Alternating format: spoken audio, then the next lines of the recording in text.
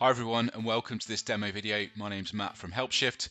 In this video we're going to be taking a look at two things. Firstly, we'll take a look at how you can embed the Helpshift SDK into a Unity project, and two, we'll take a quick look at how Helpshift can look for a gamer when they need to get support.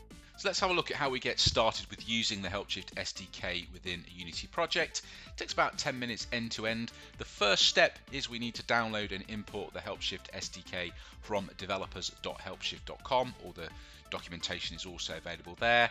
When we import the Unity package, it includes the iOS and Android plugins and also a sample scene and a sample script as well. Then the next thing that we need to do is update the sample script with the details of our Helpshift domain. So we need to copy and paste some keys from the Helpshift dashboard into our script. And then once we finish building out the rest of our Unity project, we're then ready to build the app.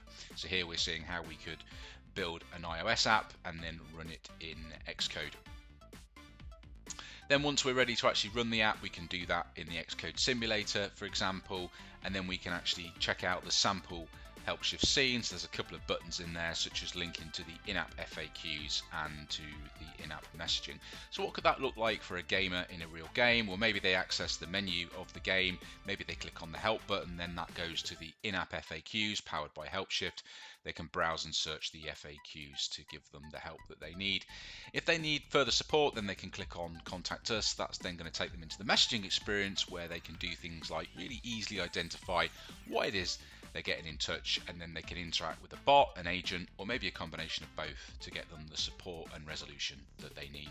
Thank you very much for watching this demo video.